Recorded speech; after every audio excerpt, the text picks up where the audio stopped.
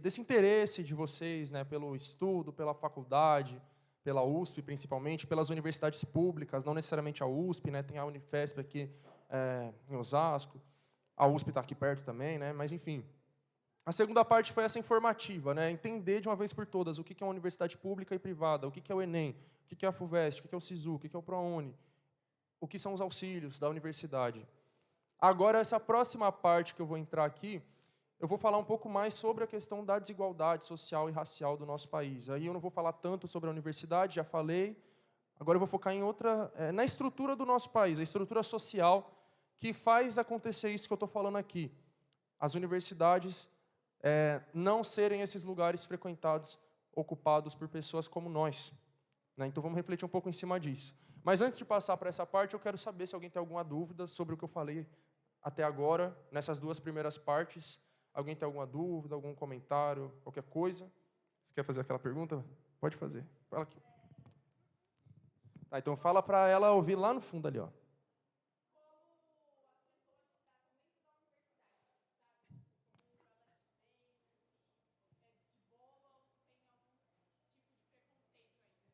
Certo. Então, sim, existe muito preconceito dentro da USP. Eu acho que, assim, sendo sincero, existe preconceito em todo lugar, né? Todo mundo é preconceituoso. Quem falar que não está mentindo. Todo mundo tem preconceito com alguma coisa. E em determinados lugares, certos preconceitos são mais fortes do que outros. Por exemplo, dentro da favela, o racismo entre nós dentro da favela não é uma coisa tão forte. Dentro da USP já é. Agora, a homofobia, por exemplo, dentro da USP já não é tão forte. Na favela já é. Então, assim, dependendo do lugar, do ambiente que a gente está, são determinados tipos de preconceito que predominam mais. E no caso da USP, predomina preconceito de raça e classe. Por quê? Porque o ambiente ali é um ambiente dominado por pessoas brancas, de classe média ou ricas. Pessoas que não convivem com a gente. Quando convivem, é o quê? A babá, a doméstica, a faxineira, o motorista. Então, eles têm uma visão distorcida sobre nós. Eles vão conhecer através dos filmes, das séries, das novelas. Principalmente falando dos professores, né? Os alunos ali da USP, eles têm um pouco mais de contato com nós, né? Como eu falei para vocês, né? Recapitulando. De 2016 para cá, a gente começou a entrar um pouco mais, né? Mas principalmente a partir de 2018.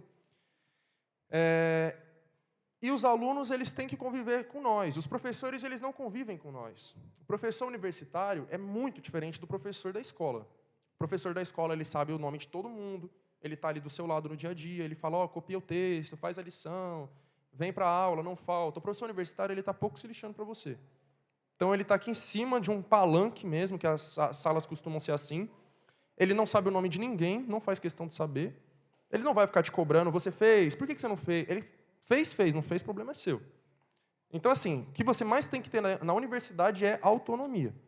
Não vai ter um professor ali segurando a sua mão para te ajudar. É você, entre aspas, você por você mesmo ou você junto com os colegas, que é o que eu recomendo. Não fiquem sozinhos, né, entrando na universidade. Eu não vivo ali dentro sozinho. Se eu estivesse sozinho, eu já tinha desistido há muito tempo. O que me ajuda a me manter forte ali dentro são os parceiros que eu tenho ali dentro, tá ligado? Então a gente se fortalece. Mas os professores são muito distantes de nós. Né? Para vocês terem ideia, a maioria dos meus professores nem sabe que eu sou o chavoso da USP. Alguns sabem, né? Aí vira para mim assim, nossa, eu acho que eu já vi você, pá. Mas a maioria nem sabe, né? Eles vivem em outro mundo, assim. Então, como eu estava falando, assim, a USP ela não teve tempo ainda para se adaptar à nossa presença ali dentro. Isso tem gerado, sim, muitos conflitos, assim, muitos preconceitos, discriminações e os choques de realidade, né? Eu falei que eu tive o choque de realidade entrando lá dentro, mas eles também têm um choque de realidade quando eles passam a conviver com nós ali dentro. Tá ligado? Então, existe preconceito, existe racismo dentro da USP. Ele se manifesta desde a própria universidade, institucionalmente. Fechar blocos do CRUSP e expulsar moradores é uma forma de racismo. Quando a maioria dos moradores ali dentro são pessoas negras, a universidade sabe que, expulsando essas pessoas da moradia, elas vão ser obrigadas a sair da universidade. Isso é uma forma de racismo.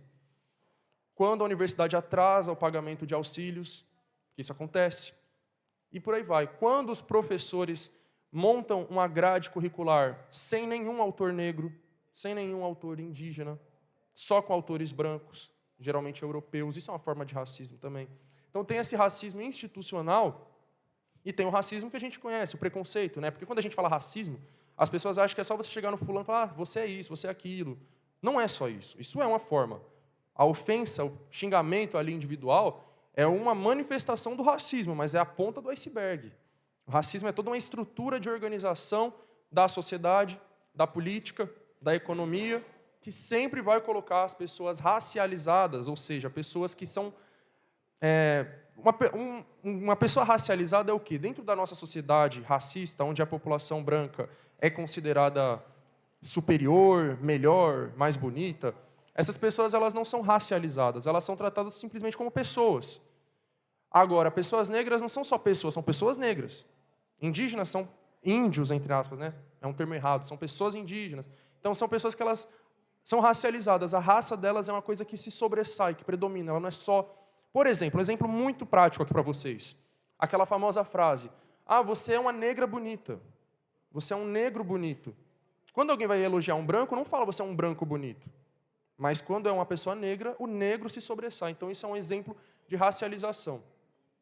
Então, o racismo ele é essa estrutura social, essa estrutura de organização, no caso da USP, a organização da instituição Universidade de São Paulo, baseada nisso.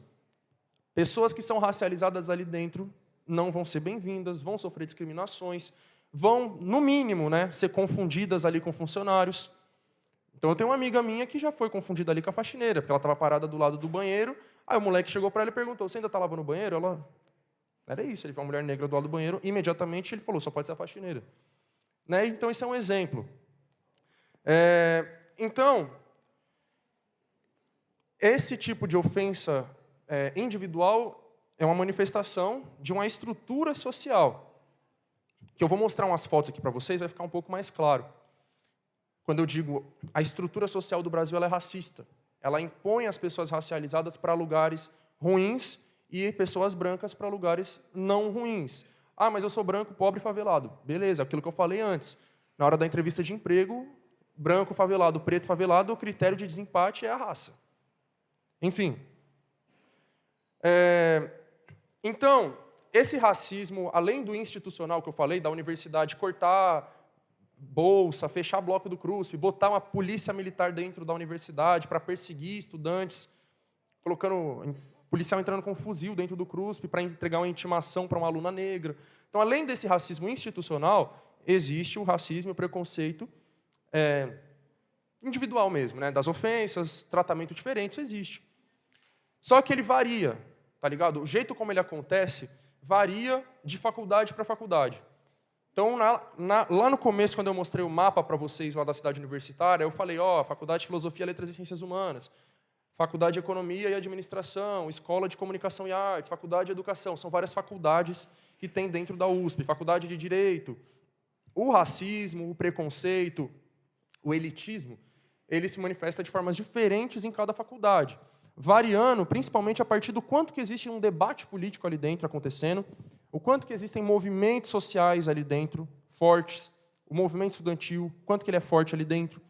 Então, como eu tinha falado aqui para vocês num determinado momento, a minha faculdade, a FEFELESH, ela é o epicentro do debate político no Brasil. Então, pessoas que estão debatendo política, ou sociologia, ou história no Brasil inteiro, eles se referenciam muito no debate que é feito dentro da FEFELESH. Então, ali dentro tem muito debate político, tem muito debate sociológico, tem movimento negro, tem movimento feminista, tem movimento LGBT, tem movimento indígena. O debate político é muito forte na minha faculdade, o que faz com que o preconceito ali, não que ele não exista, ele existe, só que ele existe de um jeito muito mais sutil. Enquanto que em outras faculdades, por exemplo, engenharia, praticamente não existe debate político ali dentro. Eles são pessoas ali, os nerdolas ali do TI, que só querem mexer nos computadores da vida, fazer continha as contas deles lá e foda-se a política, tá ligado? Enfim, então não tem movimentos políticos muito fortes, sem contar que são cursos, né, como medicina, são cursos que têm pouquíssimos alunos negros. Então o movimento negro é muito fraco, ele não consegue se articular, tá ligado? Enfim, então, em cursos como esses, medicina, engenharia e outros do tipo, o preconceito ele é muito mais explícito. É um preconceito das pessoas falarem coisas absurdas mesmo.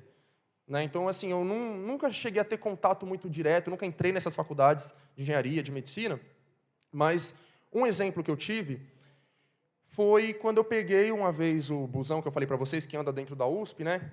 Eu estava com um parceiro meu e aí a gente foi pegar o busão lá no ponto de ônibus, que era um ponto depois da faculdade de engenharia, a Poli, né?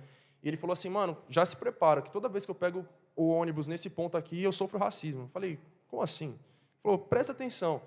Aí a gente entrou no busão, nisso que eu entrei, assim, eu fui chegando perto do caixa lá do bagulho da cobradora, né?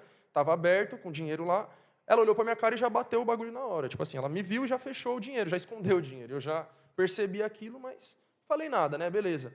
Passei a catraca e fiquei de costas pro busão, né? Eu já percebi que só tinha branco ali dentro. Fiquei de costas para eles e de frente pro meu parceiro aqui, trocando ideia com ele. Aí ele perguntou uma opinião minha sobre um bagulho político, assim, pá. E assim, né, um parênteses aqui sobre essa questão. Ah, só tinha branco. Vai ter pessoas que falam assim, ah, você é branco também. Já falei antes, eu não me vejo como uma pessoa branca. E quando eu falo branco, padrão USP, padrão gente com dinheiro, eu estou falando, sei lá, Angélica e o elenco de Malhação. É isso que existe dentro da USP, tá ligado? Estou falando da Angélica, estou falando do Bruno Galhaço, aquele é o perfil, tá ligado? Alemão, galego, né? Enfim. E eu fiquei de costas pro pessoal, trocando ideia aqui com o parceiro, falando de política.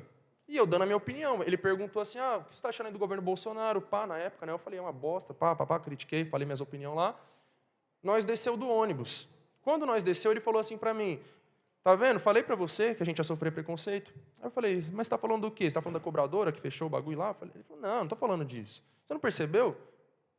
Primeiramente, nós estávamos trocando ideia, passou duas minas do nosso lado, uma delas mediu você de cima a baixo, virou para outra e falou, nossa, se eu soubesse que ia ter esse tipo de gente aqui dentro do ônibus, eu tinha ido de carro. Aí já subiu o ódio na hora, né? Olha o termo que ela usou. Esse tipo de gente, medindo a gente da cabeça aos pés. Se eu soubesse que ia ter esse tipo de gente aqui, eu tinha ido de carro. E ele falou que depois disso, enquanto eu estava trocando ideia com ele sobre política, todo o pessoal atrás de mim estava dando risada na minha cara. Eu não percebi isso, que eu estava tão entretido ali com a conversa, que ele falou que ele estava olhando para o fundo e eu estava olhando para a frente do busão. Ele falou, estava todo mundo dando risada, apontando para você. Teve uma mina que estava falando assim, nossa, quando eu tomo uns corote eu fico doida desse jeito aí. Então eu virei chacota ali dentro, tá ligado? Então isso aqui é um exemplo da manifestação do preconceito e do racismo muito explicitamente no caso dos estudantes de engenharia da USP. Como que é na FEFELESH? É desse jeito? Não é desse jeito. Muito dificilmente alguém na FEFELESH vai fazer uma coisa dessas. O racismo que eu falo do pessoal da FEFELESH é o da senhorita Morello. Quem já assistiu Todo Mundo Odeia o Cris aí, sabe quem é a senhorita Morello, aquela professora do Cris, que pagava de amiga, né? Pagava de desconstruída, mas falava várias groselhas, tá ligado? Qual que é o preconceito deles? É de supor coisas sobre nós. É de tratar nós como um coitadinho. Tá ligado? Então é uma coisa que acontece muito. Toda pessoa negra que está na USP, automaticamente os brancos supõem que ela mora na favela. Tem muita gente negra lá que não mora na favela, que mora em bairros de classe média, que mora em condomínio, que tem condição, que veio de escola particular. Mas você é negro, você é da favela. Começa por aí. E você é da favela, e aí vai vir várias suposições. Ah, você mora num barraco de madeira na beira do córrego, você não tem pai, ou seu pai está no crime, seu pai está preso, e sua mãe é drogada. Então é aquela senhorita Morello mesmo, tá ligado? É aquilo. Tipo, eles não falam isso num tom de discriminação, é num tom de suposição de quem, tipo, eu estudei sobre os pobres e os pobres em geral não têm pai, então você provavelmente não tem pai, né? Você é da escola pública? Nossa, tadinho, da escola pública. É isso, você é tratado como um coitado, como um ignorante.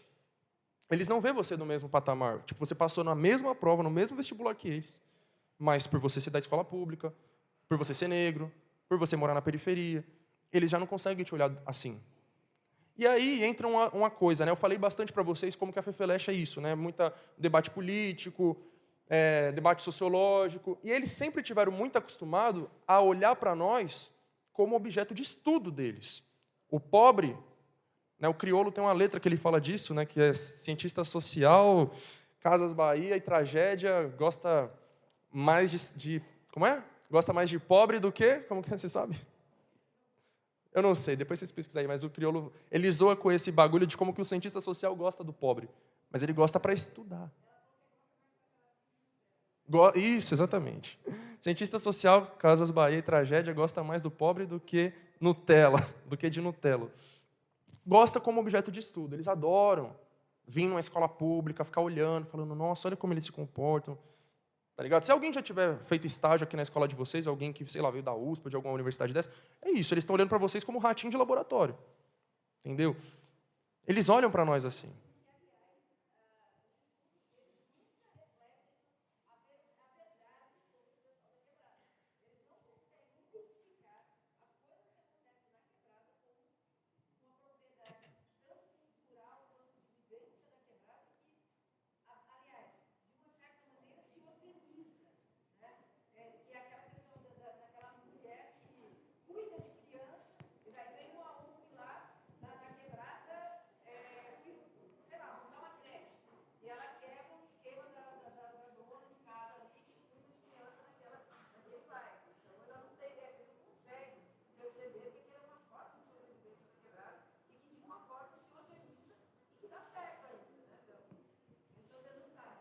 Exatamente, perfeito. Então, então é assim, né, que se manifesta esse preconceito ali na Fefeleche, tá ligado? São de pessoas que vão falar, nossa, eu amo os pobres. Assim. Até uma personagem lá da Zorra Total, nas antigas lá, que ela é isso, tá ligado? Eu amo vocês, pobres. Nossa, incríveis vocês, tá ligado? Tá aqui no meu coração. Mas eles nunca vão estar te olhando de igual. É sempre como uma coisa surpreendente. Por exemplo, acho que a coisa mais significativa que já aconteceu comigo ali dentro foi uma mina que chegou, estava trocando ideia assim comigo, aí ela parou e ficou me olhando assim. Tipo assim, olha que brisa, né? Enquanto que o pessoal lá da Poli me olhou assim, me mediu com nojo, tipo assim, que porra é essa? A mina na Fefeleche, ela me mediu e falou assim, nossa, você é perfeito para minha pesquisa. Ela pegou no meu braço, começou a olhar minhas tatuagens, falou, mano, eu estou fazendo uma pesquisa sobre os funkeiros aqui em São Paulo, você é perfeito, não sei o quê. Tipo, é isso, eu sou um objeto de estudo para eles, tá ligado? E aí, voltando para a questão da política, eu falo muito de política no meu canal, falo muito de política no meu Instagram. E, mano, eu bato no lado de lá, no lado de cá, não tenho partido, não tenho rabo preso com político nenhum, critico o Lula, critico o Bolsonaro. E o pessoal, muitos que são ligados com a chamada esquerda, que estão muitos ali dentro da Fefeleche, esse pessoal com esquerda com grana, brancos, classe média, eles têm uma visão muito assistencialista da gente. Eles gostam do pobre desse jeito, tá ligado? Dentro da universidade, objeto de estudo. Na rua, é para fazer assistência social. Aí quando você chega e fala assim, eu não aceito isso daí não é suficiente para mim, você vai calar sua boca que a gente sabe que é melhor para você. Então, por exemplo, nas eleições do ano passado, eu passei o ano inteiro criticando a chapa, aliás, eu criticando o fato do Alckmin ser vice na chapa do Lula. Eu falei, isso é um absurdo. Eu falei aqui para vocês do Alckmin, né, do quanto que ele destruiu a educação aqui em São Paulo, o projeto de reorganização escolar. A gente passou anos e anos e anos lutando contra o Alckmin e depois ele virou vice do Lula. Eu critiquei isso. E essa esquerda boizona da USP virava para mim e falava, cala sua boca, Thiago, você não sabe de merda nenhuma, o povo só quer comer picanha e cerveja mesmo, e foda-se quem é o vice. Eu falo, parça, vocês não sabem de nada do que vocês estão falando. Entendeu? Então, na cabeça deles era isso, né? Dá uma picanha, uma cerveja ali que o pessoal vai ficar de boa e se o vice for o demônio, eles aceitam. Eu falo, não é bem assim. Eu fui lá e fiz o quê? Fiz uma série documental no meu canal, com 8 episódios, 8 horas de gravação, com gente da minha quebrada e de outras. Sentava a pessoa e falava assim, fala para mim, o que você acha do Lula? O que você acha do Bolsonaro? O que você acha do Lula ter botado o Alckmin de vice? O que você acha disso, disso, disso? Eu estava ouvindo as pessoas, porque o pessoal da Fefeleche, eles não querem ouvir ninguém. Eles não querem me ouvir, e muito menos vocês, né? Se eu que estou lá no mesmo patamar que eles não me ouvem, quem dirá vocês? Tá ligado? Então eu falei, eles não querem ouvir? Eu quero ouvir. Então eu peguei o pessoal da favela e botei lá para ouvir. E gente que não é formada, até gente analfabeta, gente que não está na universidade. Quem é a opinião, para a maioria não importa, para mim importa. Porque é quem está se fudendo no dia a dia, tá ligado? Essas pessoas aqui têm que ter a sua voz ouvida. Enfim. Então é isso. Acho que eu respondi, né? É isso. Agora eu vou passar aqui. Aqui é um gráfico mostrando a entrada de pessoas de escola pública na USP, como era bem pouquinho lá atrás, e como foi aumentando principalmente aqui a partir de 2016, como eu falei, com a implementação do Enem, e 2018 com as cotas raciais na FUVEST. E a questão racial aqui, ó, 2010, só 5% dos alunos da USP eram negros. Olha isso. Lá em 97, os racionais falaram 2% dos estudantes universitários são negros. Na USP, em 2010, eram 5%, mais de 10 anos depois. Não mudou nada. Foi mudar só com as cotas raciais, ou seja, de 2018 para cá.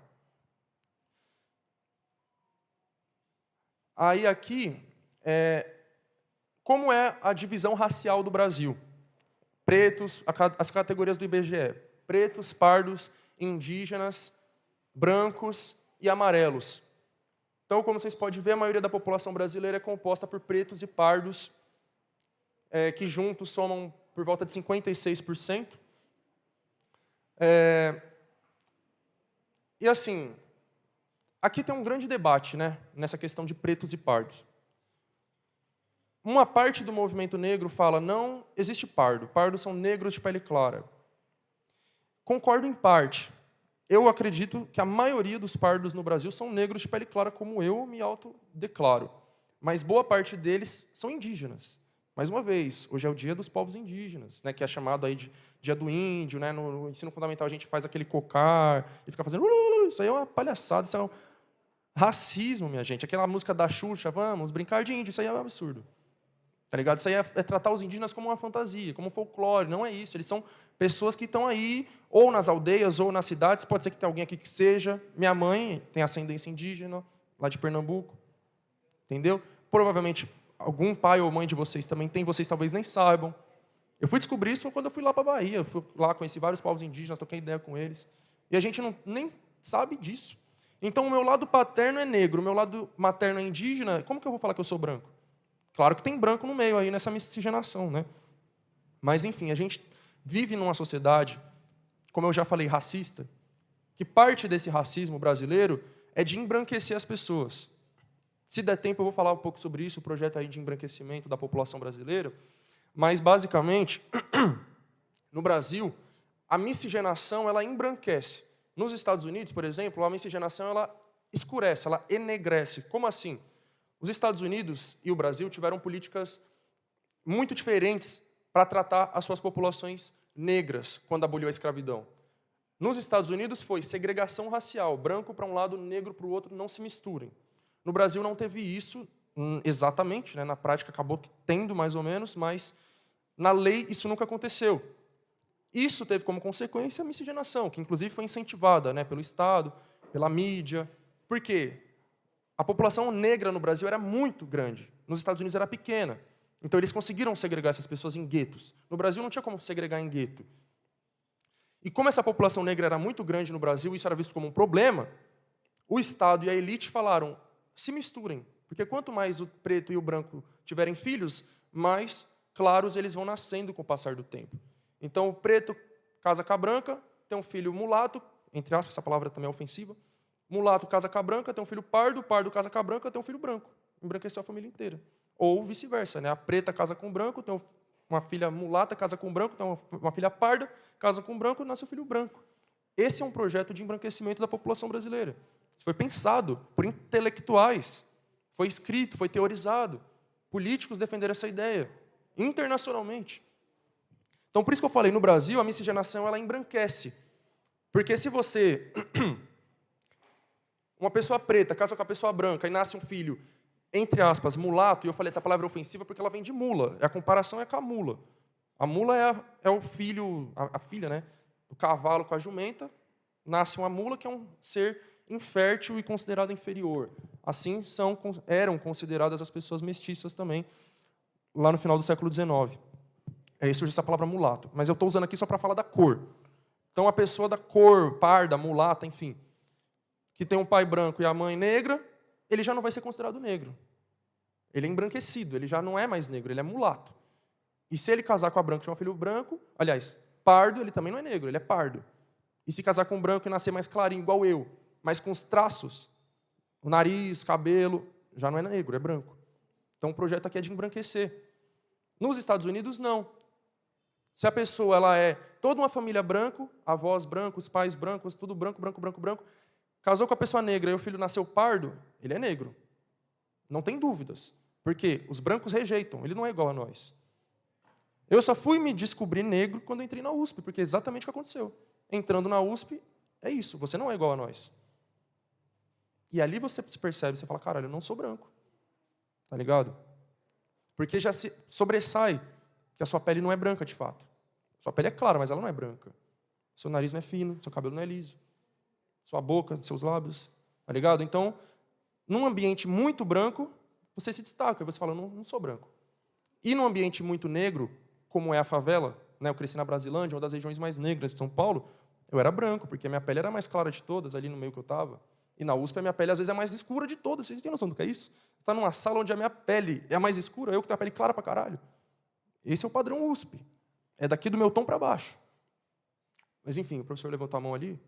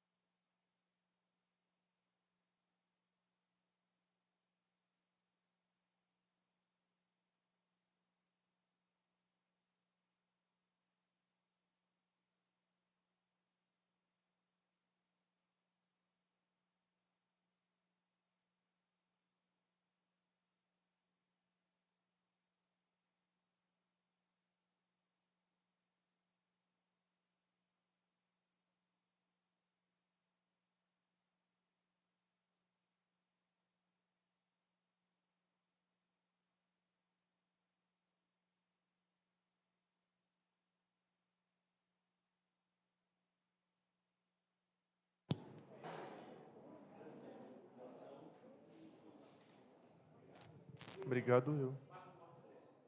Relaxa, foi bom a sua fala. Então é isso. Quando vocês vê, assim, né, pessoas falando, o Brasil é um país muito mestiço, miscigenado, que legal. Isso não é uma coisa bonita. O jeito como isso aconteceu não é bonito. Tipo, beleza, você é uma pessoa negra, quer namorar com uma pessoa branca e vice-versa, ok, tá? Mas o que eu quero dizer, essa miscigenação do Brasil que a gente olha aqui, a gente vê, ela aconteceu em primeiro lugar a partir do estupro.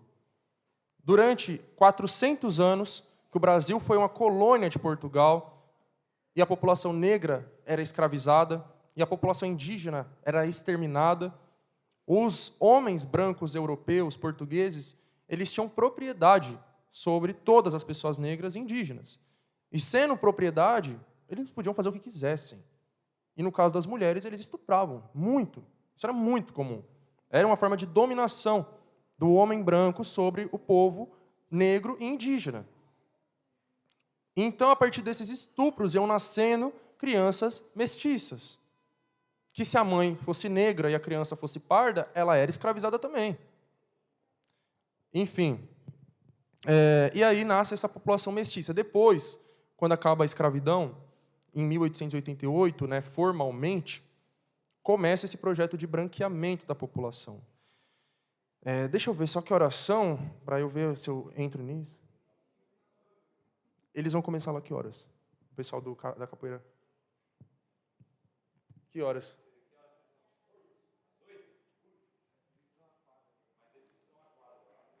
Ah, não vai, não, eu não vou. Ah, então, tipo assim, eu não vou parar a palestra para eles entrarem aqui. Ah, tá, então achei que ia ser aqui, não. Valeu. Ah, da hora. Então eu tenho limite assim até. Não tem um limite nesse momento, assim, por enquanto não, né? Tá certo. Tá, então voltando aqui. Eu vou entrar nessa parte do embranquecimento daqui a pouco. Mas vamos voltar nisso daqui, gente? Por favor. Então, assim, a maioria da população brasileira é preta e parda. Principalmente no norte e no nordeste do Brasil. Lá no norte, 80% da população é preta e parda. No nordeste, por volta de 75%. Por favor, presta atenção nisso, porque eu vou mostrar umas fotos para vocês agora. Eu quero que vocês reflitam sobre aonde que estão essas pessoas pretas e pardas. Será que elas estão e brancas? Será que elas estão distribuídas de um jeito proporcional na sociedade? Não. E aí eu vou mostrar algumas fotos para a gente refletir sobre isso. Aqui é uma formatura de uma turma de medicina do Centro Universitário São Lucas, uma universidade privada lá em Rondônia. Foto de 2021. Aqui é a formatura de uma turma de medicina da Universidade Federal do Rio Grande do Norte, 2020. Rio Grande do Norte, região Nordeste. Rondônia, região Norte. Onde eu falei, 80% da população lá é preta e parda. Onde estão essas pessoas? Nordeste, onde estão essas pessoas? Formatura de uma turma de medicina da Universidade Federal de Jataí, em Goiás, na região centro-oeste do Brasil, 2020. Isso aqui é um padrão que se reproduz em qualquer universidade do Brasil e em qualquer curso também. Eu peguei medicina, assim, né, como um símbolo, mas até se você for no meu, ciências sociais, é isso daqui também. Com as cotas, isso está começando a mudar aos pouquinhos. Né, o curso de medicina ele ainda é muito distante, como eu falei, muito inacessível. A nota de corte é mais alta, a mensalidade nas universidades privadas é mais alta. Geralmente os cursos são em tempo integral. Quem trabalha não consegue fazer. E quem é que mais trabalha? Pessoas negras. Não é à toa que se você for na USP agora de noite, você vê mais pessoas negras do que se você for de manhã ou de tarde. Porque de manhã e de tarde as pessoas negras estão trabalhando. E os brancos playboy estão lá, de manhã e de tarde. Então eu já fiz matéria de manhã e de tarde que era coisa absurda. Eu entrar numa sala com 60 alunos, 55 eram brancos. E de noite já é mais meio a meio. Então, de 100 alunos, vai ter 60 brancos, 40 negros à noite. Ou nem tudo isso também, né? Que eu estava na aula ontem, devia ter nem 30% de negros na sala, né? Mas enfim. Por outro lado, vamos ver um outro lado da sociedade agora. A gente está falando aqui de universidade, estudo, médicos, presídios. Qualquer presídio do Brasil que você entrar, o perfil é esse daqui. Qualquer um, inclusive na região sul do Brasil, onde a maioria da população é branca. Para vocês verem como não é uma questão de proporcionalidade. 56% do Brasil são pretos e pardos. Então, teoricamente, dentro dos presídios, 56% tem que ser pretos e pardos. Mas não é 56%, são 70%. Teoricamente, 56% dos médicos tem que ser pretos e pardos. Não, é 100% são brancos os que estão se formando. Aqui são garis, no Rio de Janeiro. Mas assim, né? Peguei a foto de garis aqui, mas qualquer profissão menos remunerada, né? Principalmente domésticas, faxineiras, o perfil é esse daqui. São profissões que vão sendo passadas de pai para filho, de mãe para filho, desde a escravidão. Então, acabou a escravidão em 1888, o Estado fez o quê? Falou, foda-se, se virem. Não falou assim, olha só, nós escravizamos esse povo por 400 anos. Vamos integrar eles na sociedade? Vamos fazer uma reforma agrária? Vamos dividir essas terras do Brasil que estão na mão da elite portuguesa? Não, continua na mão dos filhos deles, dos netos deles, dos bisnetos deles. O povo negro foi jogado para as favelas, para as periferias, para os morros. Então, a mulher que antes era uma escrava doméstica, ela falou, putz, agora eu estou livre, vou arrumar um trabalho. Que trabalho que eu consigo? Empregada doméstica. Ganhando. Sim.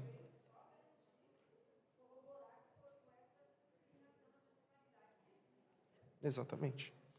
E assim, né? Olha só, como que a gente fala que a escravidão acabou de fato, né? Então, a mulher que ela era uma escravizada doméstica, ficava lá o dia inteiro trabalhando dentro de casa, comprou sua ama de leite, né? Cuidava dos filhos do senhor, limpava a casa, fazia comida, de graça. Depois ela passou a fazer isso para ganhar R$ 500, que não paga nenhum aluguel, não paga porra nenhuma. Ela vai fazer o quê? Morar dentro da casa do patrão. Ela não tem mais vida. Ela vive para servir os patrões dela. Aí, quando foi em 2013 ou 14, o governo Dilma foi criar a chamada PEC das domésticas. Incluir as trabalhadoras domésticas na CLT, para que elas tivessem carteira assinada, férias, direitos. Foi um auê tremendo dos patrões, dos políticos de direita. Votaram contra, fizeram um escarcéu. Enfim, e a maioria são mulheres negras.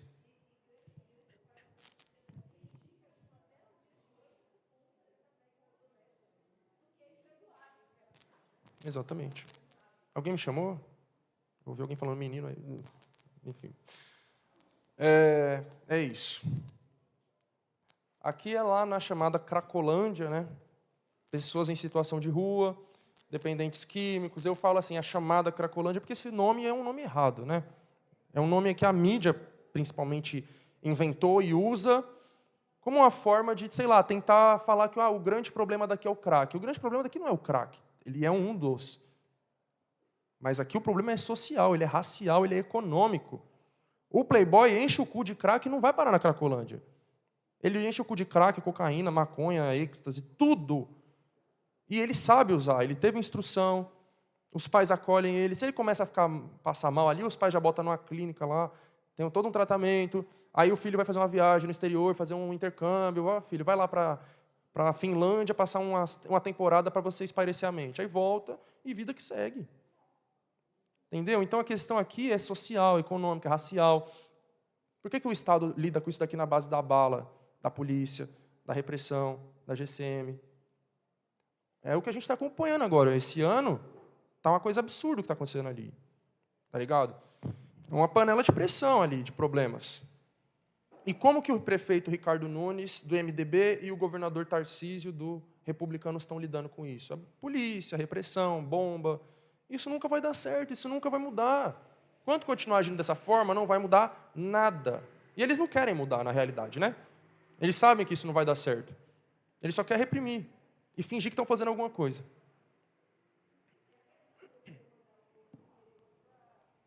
Isso. Então, aí tem as pessoas em situação de rua comuns e as pessoas em situação de rua dependentes químicos. Não são a mesma coisa. Por exemplo, o Ricardo Nunes fechou a Fundação Casa Feminina de Taipas com o projeto de construir ali um albergue para pessoas em situação de rua. Então, olha só, parece uma coisa bonita e beleza, né? Uma coisa importante, mas é nessa tentativa de tirar essas pessoas do centro de São Paulo e jogar para a periferia, esconder elas. Beleza, vai, ok. Os moradores de Taipas estão protestando contra. Taipas, para quem não sabe, é uma região periférica que fica aqui, né, ali do lado da Brasilândia. Pá. Os moradores da favela estão protestando contra o albergue para pessoas em situação de rua. Por quê? Porque uma página de um bolsonarista lá no Instagram está inventando a fake news de que vão levar a Cracolândia para Taipas. Então, assim, um bagulho para acolher pessoas em situação de rua virou o quê? Vai trazer a Cracolândia para cá. Então, eles misturam uma coisa na outra, coisa que não tem nada a ver com a outra. E aí fica nesse estigma, preconceito contra as pessoas que estão na rua. Ah, é um bando de drogado. Ah, veio me pedir dinheiro, eu não vou dar porque ele vai comprar droga. Todo mundo pensa isso. Vira e mexe, eu ajudo alguém que chega, me dá um dinheiro, pai, eu dou. E o pessoal me julga. Nossa, você não tem que dar dinheiro para ele, que ele vai comprar droga. Eu falo, caralho, parceiro. Como que você sabe disso? Você tem certeza do que está falando? Mas já é um senso comum. Enfim, aí a questão racial aqui, né? Inclusive, uma curiosidade absurda, né? São Paulo é a cidade com a maior população em situação de rua no Brasil. Tem 52 mil pessoas em situação de rua. Gente, isso é um número chocante. Tem cidades por aí que não tem 10 mil habitantes. São Paulo tem 52 mil pessoas morando na rua. Enfim, a maioria são negras. Aqui são moradores da favela do Jacarezinho, lá no Rio de Janeiro, fazendo uma manifestação em 2021 contra uma chacina que teve lá. Foi a maior chacina da história recente do Rio de Janeiro. A polícia entrou na favela às 5 horas da manhã e matou 27 pessoas de graça. E aí eu trouxe essa foto para mostrar os moradores da favela, o perfil no Brasil, e também para falar sobre essa chacina, mostrar quem foram as vítimas dela, e quem são as vítimas no Brasil de chacinas, da violência policial de um modo geral, em quadros, tá ligado? Quem é esse suspeito, esse perfil suspeito. E aí, como eu falei, mataram de graça, tá ligado? Porque o senso comum, a mídia, o BAT, o delegado da Cunha, vão falar para a população, não, esses bandidos receberam a polícia com tiro. Isso é mentira, minha gente. A polícia entrou lá com mandado de prisão, acho que para umas 10 pessoas. Por quê? Porque viu eles postando foto com fuzil no Facebook, foi lá apreender 10, entrando lá eles mataram 27. Dos 27, se eu não me engano, 3 eram investigados, o restante eram pedreiros, motoboys, cabeleireiros, etc. Isso acontece todo dia. Isso é outra coisa que deveria chocar nós. Sabe, nenhum lugar do mundo, a polícia entrar num lugar e matar 27 pessoas ia ser aceito. Isso aí, na Europa, isso aqui seria o quê? Um atentado terrorista, né? No Brasil, isso daí é normal. E o povo ainda aplaude, fala, que bom, parabéns, polícia. Se livrando desses bandidos aí que acabam com o nosso país. Por que isso? Porque o povo brasileiro, eu acho que é o povo mais domesticado do mundo. Tá ligado? O pessoal fala assim, o povo brasileiro é muito pacífico, não se revolta. Não é que é pacífico, é anestesiado. Nossos pais, avós, sei lá, estão à tarde em casa, lá assistindo o quê? Brasil Urgente, Cidade Alerta. Eles estão vendo lá perseguição policial com o Bate e o Datena falando, parabéns, polícia, é isso aí mesmo, tem que matar bandido, tem que prender. E está tendo violência na escola? Tem que botar polícia. E está tendo violência não sei aonde? Polícia, e polícia, é tudo polícia. Polícia vai salvar o mundo. E a gente... São Paulo tem a maior quantidade de polícias do Brasil e mudou alguma coisa? São Paulo é um lugar seguro? Diminuiu o roubo? Diminuiu a morte? Não diminui nada. Isso não resolve problema nenhum. Mas as pessoas acham que resolve porque elas estão sendo doutrinadas para isso. Elas estão sendo alienadas, todos nós aqui. Se não for pelo Bate, pelo Datena, como eu falei, é o delegado da Cunha, é o Gabriel Monteiro, são os youtubers policiais aí que estão fazendo a mesma função que eles fazem, né, na televisão. Então, esse é outro grande problema do Brasil. A mídia, quem controla as grandes mídias, e não só a televisão, redes sociais também. Televisão, rede social, rádio, etc. Está tudo na mão da elite. Essa elite fala o que ela quer e a gente ouve o que ela quer que a gente ouça e não tem ninguém para contrapor. Então, a maioria das opiniões que a gente tem foi formadas pela própria elite. Então, eles fazem os problemas sociais, eles causam as desgraças e depois eles próprios vêm vender as soluções mágicas para nós. Como a maioria de nós não tem estudo, não lê, não tem acesso à universidade, não tem acesso a porra nenhuma, a gente acredita no que eles falam. Não tem um contraponto, como a questão aí do novo ensino médio. A Globo está lá defendendo com unhas e dentes o novo ensino médio. Aí eles até falam, tem gente que é contra, mas vamos ouvir aqui a opinião de alguém que é a favor. É assim que está sendo. Se vocês reparar bem, vocês vão ver isso. Quando o Ministério da Educação anunciou a suspensão da implementação do novo ensino médio, o Jornal Nacional fez essa matéria, falando, olha, as opiniões estão divididas entre quem defende o novo ensino médio e quem defende o modelo anterior. Isso é mentira. Quem é contra o novo ensino médio não defende o modelo anterior, porque ele também era ruim. Só que o novo é pior. É revogar o novo ensino médio e construir outro. Não revoltar porque tinha antes, que também não estava bom. Mas a Globo mentiu. Aí ela falou, vamos ouvir aqui a opinião de alguém que é a favor. Ela ouviu a opinião da presidenta do Todos pela Educação, uma entidade de educação privada que ajudou a formular o novo ensino médio, junto com a Fundação Lehman e outras fundações aí bilionárias que eu tinha falado antes.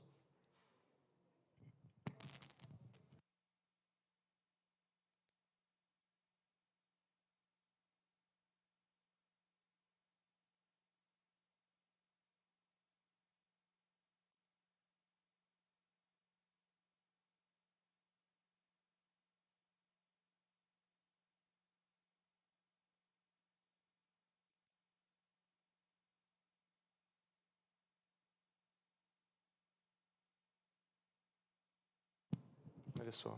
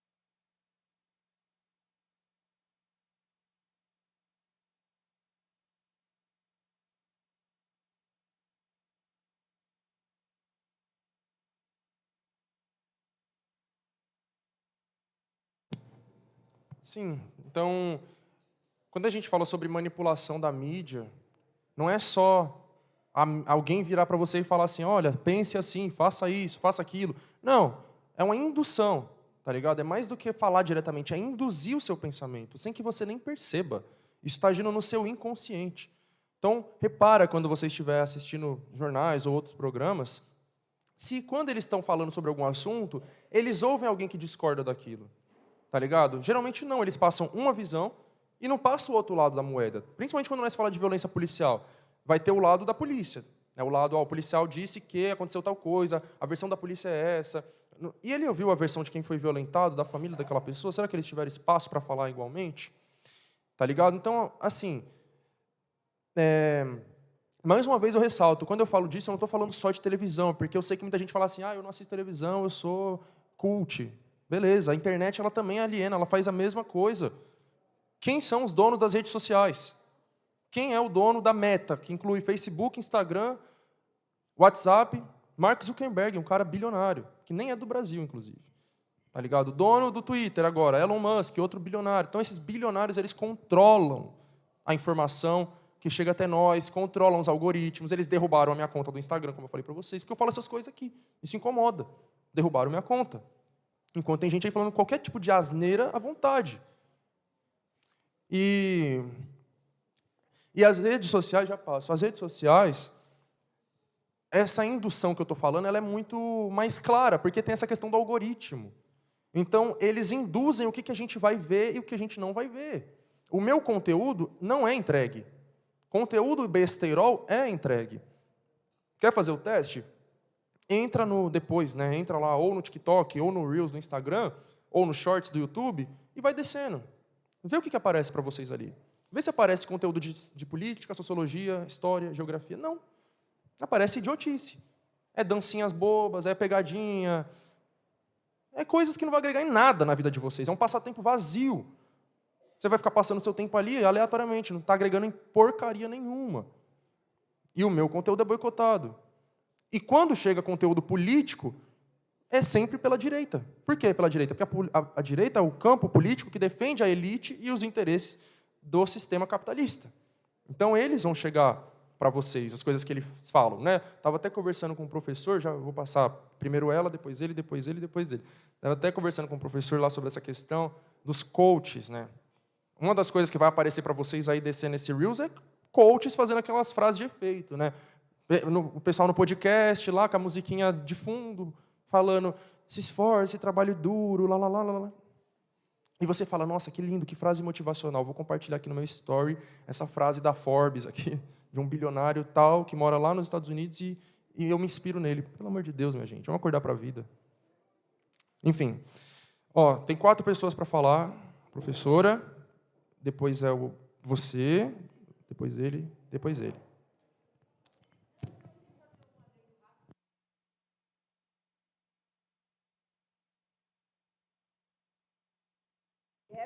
Né, que é extremamente importante que a gente perceba. E, no caso do ensino médio, eles botaram o Luciano Huck para fazer comentários do novo ensino médio. Os filhos dele, a pergunta, os filhos dele estudam na escola pública? É verdade, não. Ele já estudou na escola pública? Também não. Né? E por que o comentário dele? É porque ele tem uma audiência altíssima aos domingos na Rede Globo. Né? Então, por isso o comentário dele é pertinente. Por quê? Porque induz pessoas a pensarem como ele supostamente pensa, porque ele não deve nem pensar de verdade aquilo, mas está falando porque é uma coisa que vende, é uma coisa que as pessoas ouvem e acreditam. Né? O novo ensino médio não é bom para o pessoal da escola pública, o novo ensino médio cria um abismo social gigantesco, No entanto, eles vão lá defendendo o ensino médio, bota quem para falar? Um especialista em educação? Não, o Luciano Huck. E se for da área da educação, vai ser do setor privado, né? Eles, inclusive o próprio MEC aí, que está repleto de empresários aí, mas cadê os professores de escola pública, né? Nessa brincadeirinha, mas enfim. Exatamente. Professor.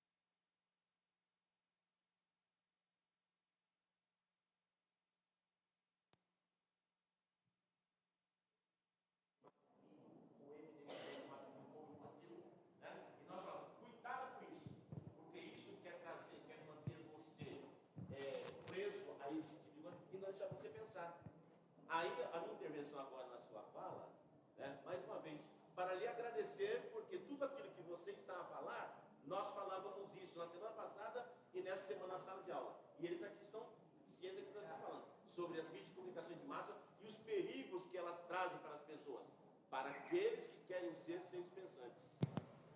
E eu estava conversando também com esse professor que eu falei dos coaches, e a gente estava trocando a ideia, tipo, mano, você falou, né? Vocês estavam falando sobre o mesmo assunto uma semana atrás. É capaz que os alunos dêem mais atenção para eu falando do que para o senhor. Por quê? Porque eu sou youtuber, porque eu sou influencer. Olha o perigo que a gente está vivendo. As pessoas elas dão mais atenção para youtubers, influencers, assim, eu sou, né? Mas enfim, do que para acadêmicos, professores, pessoas que têm uma formação na área. O meu diferencial para os outros influencers é esse. Eu tenho uma formação, estou me formando ainda, tá ligado? Eu não sou, né, um influencer qualquer, digamos assim, né? Eu sou um estudante universitário, então eu tenho propriedade no que eu estou falando. Mas a maioria da juventude, dos adolescentes, estão sendo profundamente influenciados por qualquer pateta que pega um microfone e fala qualquer idiotice que ele quer. Então, o trouxa tem dinheiro, aluga um espaço para fazer um podcast, fala um monte de asneira, o povo ouve, assiste. Nossa, interessante, né? Acho que ele deve estar certo. Aí vem um professor que passou lá, no meu caso, eu já estou há 5 anos, vou passar pelo menos mais 6 anos na porra da faculdade, ralando, me fudendo, para chegar na sala de aula e falar para o aluno, não é isso. Aí o aluno, não, mas eu assisti lá no podcast e tal. Sabe, minha gente, isso é um negacionismo da ciência. A ciência é uma coisa séria. A gente tem que saber qual é a fonte dessas coisas que a pessoa está falando. Não é chegar aqui e falar qualquer asneira. Inclusive, não acreditem nas coisas que eu estou falando só porque eu estou falando. Depois chega em casa e pesquisa. Será que é verdade o que ele falou lá? Vamos ver, vamos conferir. Sempre confiram as coisas. Leiam a matéria antes de compartilhar. Não é ver a manchete. Isso aqui é chocante, vou compartilhar. Não. Será que essa matéria é de agora ou de 10 anos atrás? Será que é verdade? A gente tem que ter esse rigor, tá ligado? Com o que a gente acredita, com o que a gente compartilha. O senhor.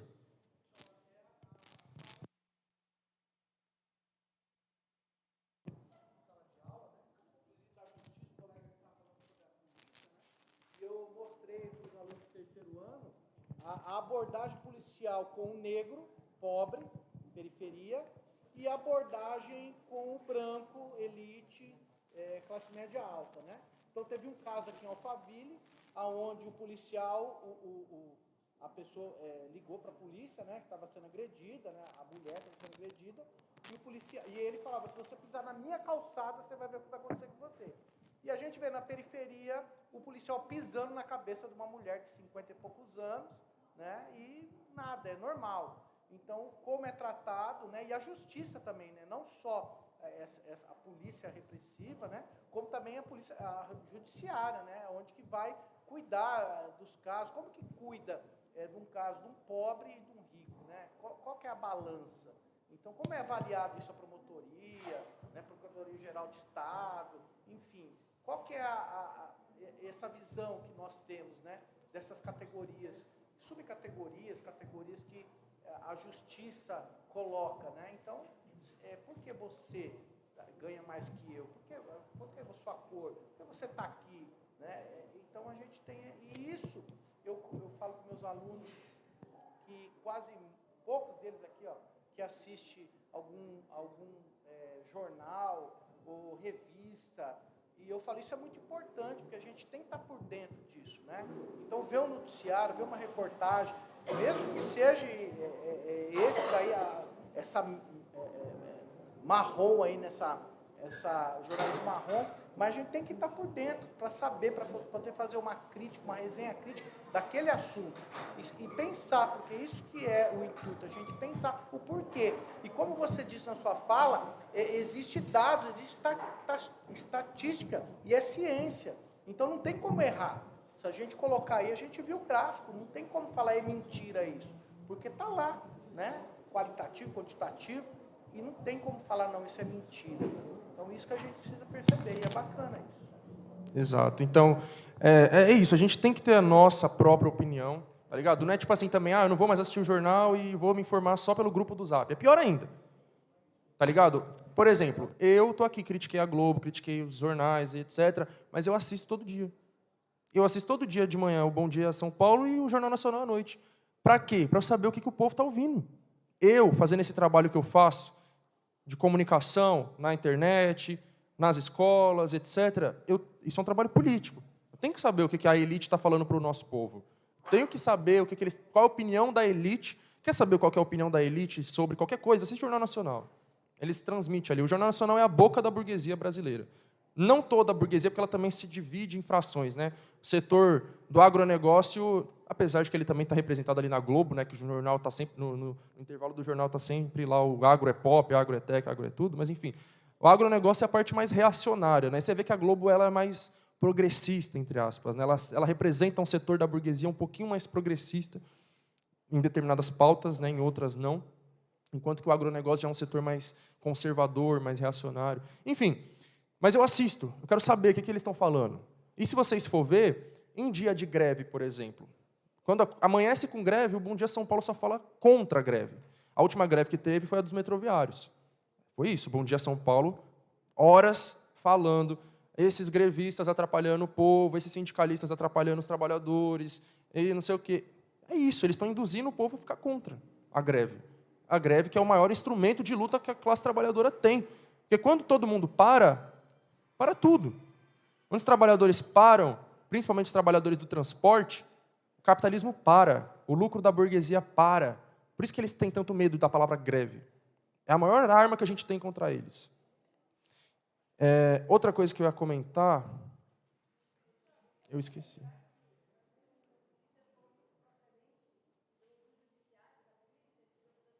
Era disso mesmo que eu ia falar. Sim. Exato.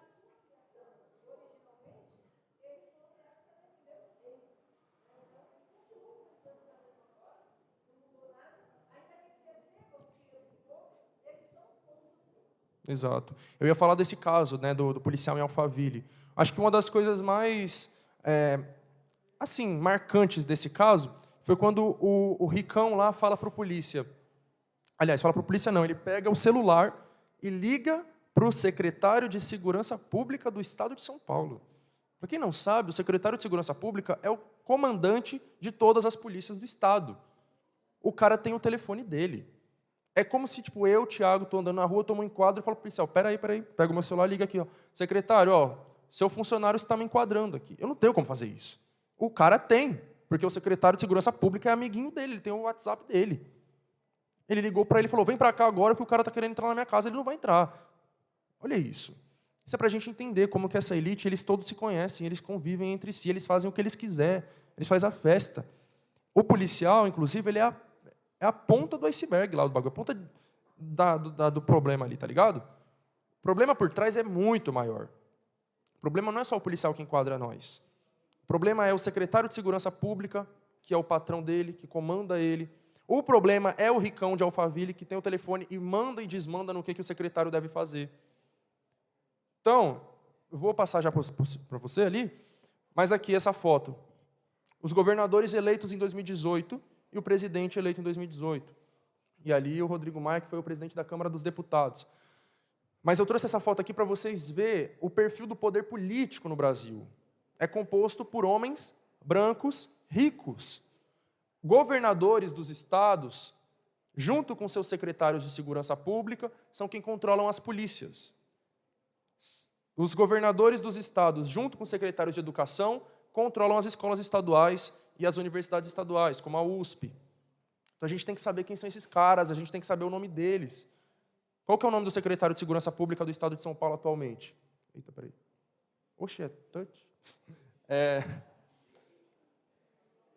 Capitão Guilherme Derrite, foi um capitão da rota. Ele falou alguns anos atrás, um bom policial tem que ter pelo menos 3 homicídios no seu currículo. Esse é o nosso atual secretário de Segurança Pública, do Tarcísio. Secretário de Educação, Renato Feder, um cara que vem lá do Paraná, acabou com a educação pública no Paraná, militarizou escolas, Tarcísio chamou para cá também, para fazer isso aqui em São Paulo. Enfim, aqui, depois eu falo disso se eu achar necessário, mas aproveitando que ele citou o Poder Judiciário, desembargadores do Tribunal de Justiça do Estado de São Paulo, mais o ministro do STF, acabou de se aposentar, o Ricardo Lewandowski, que já foi presidente desse tribunal. Então, basicamente, essas são as pessoas que mandam na polícia, que mandam a polícia enquadrar, prender, matar, forjar, torturar. Depois, quando vai para um julgamento, quem é que julga? Eles. E eles julgam para defender o quê? A gente? Não. Para defender a polícia. No caso da polícia, é uma coisa mais absurda ainda. Existe uma coisa chamada, no Brasil, chamada justiça militar. Os militares, eles não são julgados pela justiça comum, como nós. Eles têm a justiça só deles. Então, o militar mata, e quem vai julgar ele é um outro militar. Na maioria dos casos, eles são absolvidos. Tem casos de policial que estuprou mulher, adolescente, dentro da viatura, foi absolvido pela justiça militar. Então, a gente tem que acabar com a justiça militar. Isso é a herança da ditadura militar que eu falei para vocês mais cedo. Enfim. Agora sim, vou passar para você, pode falar. Falando um pouco da extrema-direita, né? Ela, além de se utilizar meme, ela é simplória e usa do pânico moral. Ela consegue convencer um moleque de periferia, pobre, preto, a defender pautas racistas, homofóbicas, machistas, defender elite, utilizando desses memes, utilizando de TikTok, utilizando de redes sociais, e o pessoal vai caindo nisso. Tanto que a gente tem representantes aí, como o Kim Kataguiri, que ele se elegeu utilizando uma estética de quem gosta de anime, otaku, gamer, essas coisas. E o cara é extremamente reacionário. O cara está contra a gente. Ele está lutando contra a gente, para que vocês não consigam entrar numa universidade, para que vocês não consigam sair disso. E a molecada adora ele. E não entende a realidade em si, né? Então, essa questão de comunicação à extrema-direita é muito forte. Ela consegue se utilizar disso. E vai colocando medo também nas pessoas, também, né? Com fake e por aí vai, né?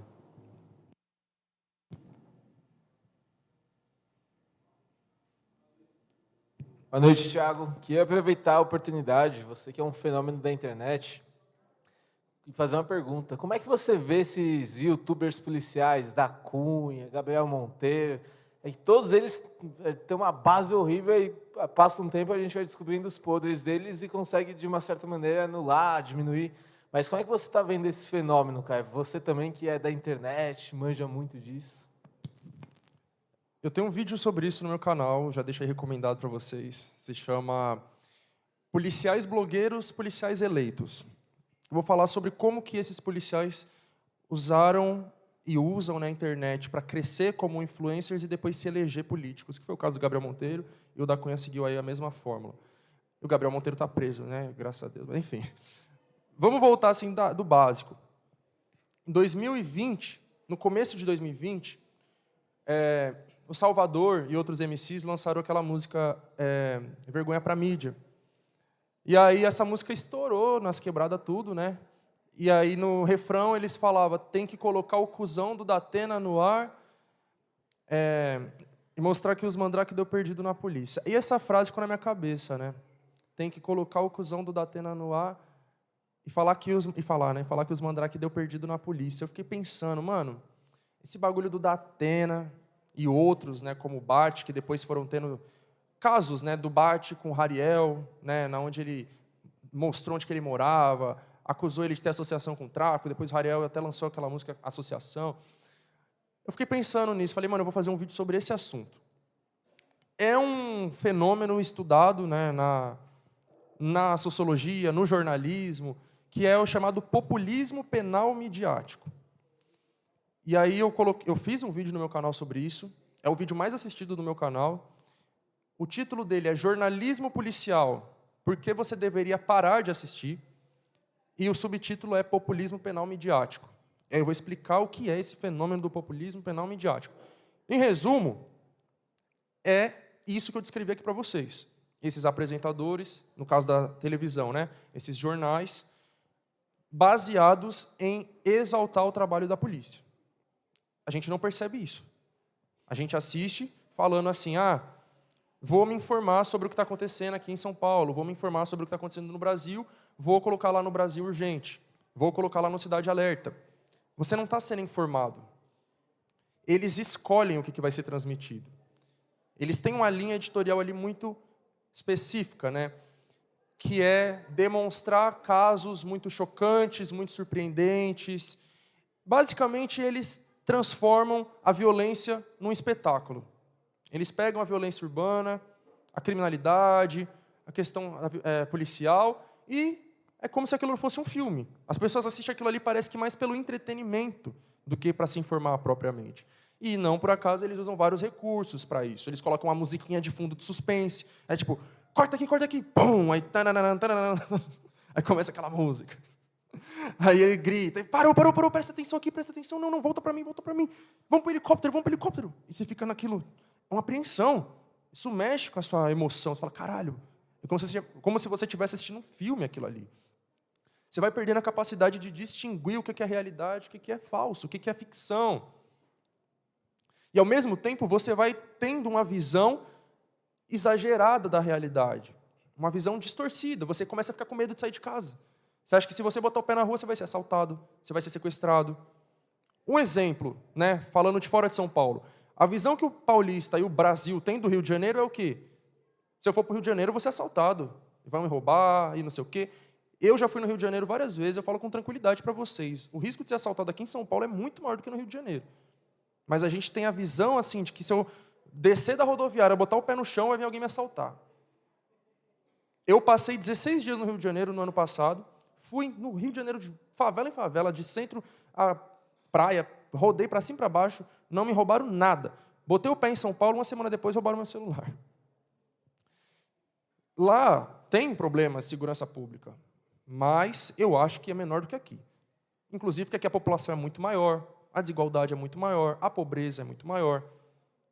Mas enfim, né? Então, como que a gente construiu essa imagem de que o Rio de Janeiro é muito perigoso, tem muito assalto? Todo mundo aqui já foi no Rio de Janeiro? Acredito que não. Como que essa imagem foi construída? Alguém construiu. Se você tem alguma visão, alguma opinião sobre alguma coisa que você não construiu por conta própria, alguém construiu para você. Isso diz respeito a tudo, e isso é o bagulho do preconceito que eu falei. O preconceito nada mais é do que isso. É uma visão que alguém, a sociedade, a mídia, pré-concebeu, construiu, passou para você, você não questionou aquilo, e você reproduz. Por exemplo,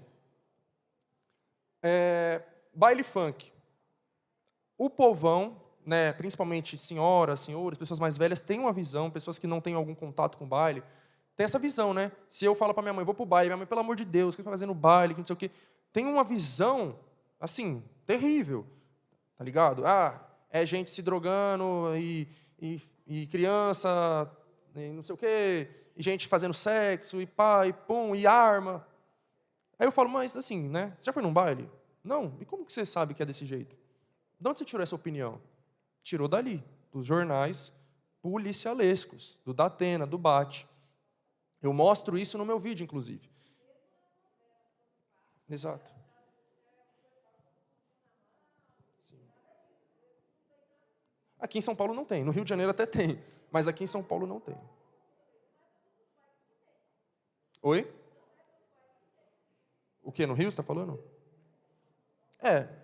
Não posso falar se tem todos, que eu nunca fui em todos, mas nos que eu fui, a maioria tinha. Mas, enfim.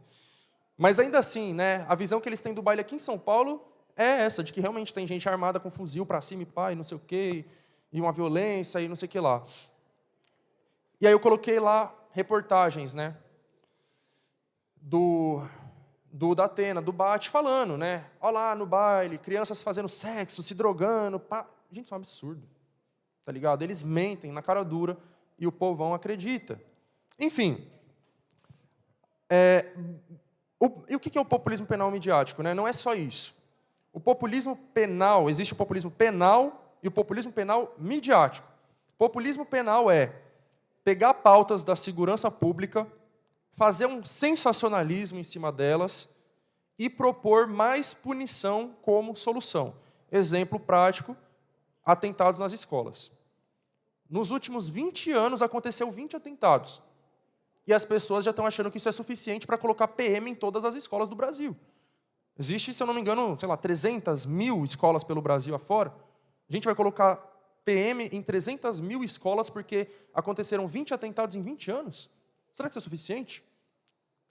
Esses 20 atentados são suficientes para a gente ter que militarizar não, né? Botar policiais em todas as escolas? Isso é o populismo penal, que pode ser reproduzido por políticos, principalmente, influencers. Então eles pegam lá e falam, olha só, teve um atentado lá na escola e depois de 2 semanas teve outro. Ou seja, pegou uma pauta de segurança pública, transforma isso num espetáculo, vai ser noticiado de uma forma sensacionalista. Por exemplo, vários especialistas nessa área da questão de atentados e violência escolar falam, você divulgar o rosto da pessoa que fez o atentado, o nome, a arma que ela usou, isso tem um chamado efeito contágio. Isso instiga outras pessoas a fazerem aquilo também. Então, às vezes a gente acha que eu vou denunciar lá para que a população veja como isso é errado e não faça. Tem um efeito reverso. Os molequezinhos doidos da vida aí da cabeça, vê aquilo ali e fala, vou fazer igual, porque eu vou virar famoso. Oxe, eu vou aparecer lá no Cidade Alerta, é isso que eu quero. E eles vão lá e fazem. Então, os especialistas têm falado isso, e nesse último atentado que teve lá na creche em Blumenau, vários jornais já adotaram essa postura e falaram, não vamos mostrar foto, não vamos mostrar nome. A Record não seguiu isso. O BAT passou horas com a cara do indivíduo lá na tela, falando o nome dele, mostrando as armas, falando como que ele fez, o que ele fez, detalhando. Isso instiga a acontecer mais casos como esse. Então, a Record tem responsabilidade também no que está acontecendo. Ao mesmo tempo, o BAT está lá propondo o quê? Tem que ter polícia na escola, tem que reduzir a maioridade penal, porque esses adolescentes têm que ser presos na cadeia comum, não é para ir para a Fundação Casa, tem que ter pena de morte, tem que ter não sei o quê, direitos humanos é um absurdo, não tem que existir direitos humanos. Então, isso é o populismo penal midiático. É a mídia pegando as pautas da segurança pública, transformando isso num espetáculo. O BAT ficou lá, filmando o moleque lá da Vila Sônia sendo levado para a Fundação Casa no Brás. Foi acompanhando toda a trajetória, até chegar lá. Então, eles transformam aquilo ali num filme de suspense, de perseguição policial. E, junto com isso, eles vêm trazendo essas pautas de mais punição, mais militarização da sociedade, das escolas, das favelas. Tem que ter mais polícia, o Brasil é um país sem leis, tem que ter leis mais punitivas, tem que ter pena de morte, tem que diminuir a maioridade penal, tem que ter prisão perpétua. E aí, sempre quem fez esse trabalho sujo foi o jornalismo policial na televisão. Datena, BAT, Siqueira Júnior, Balanço Geral, o Marcelo Rezende, aquele outro doido lá que eu não lembro qual era o nome daquele cara lá, ficava ficava batendo o bagulho lá. Também o Gotino, o Ratinho também fez parte disso durante um tempo. Alborguete, que era um cara lá que era um meme lá das antigas, lá por volta de 2013. Enfim. Então,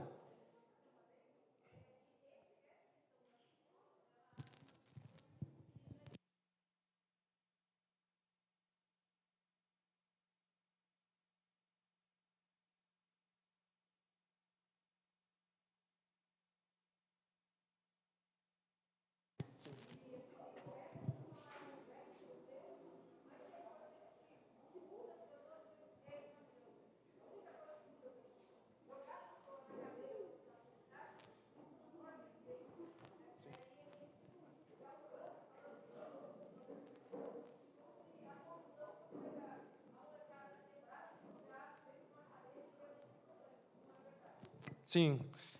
Então, assim, nenhum problema se resolve com mais repressão, com mais punição. O que eu falei ali da Cracolândia é outro exemplo. É um exemplo de populismo penal. Vêm os governos, vêm as mídias e falam, olha que absurdo, esses zumbis aqui estão tomando o centro de São Paulo, e não sei o quê, faz um terrorismo psicológico, e vem com as propostas. Internação compulsória, mais polícia no centro, jogar para o interior.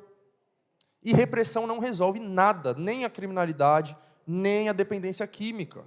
Você reprimir uma pessoa que está dependente químico, que está viciada, falar você é um nóia, drogado, você é uma vergonha para a família, sai de perto de mim, não sei o quê, isso aí só gera mais problema. A pessoa ela vai se afundar cada vez mais no vício. Essa pessoa ela precisa de acolhimento. Ela está doente.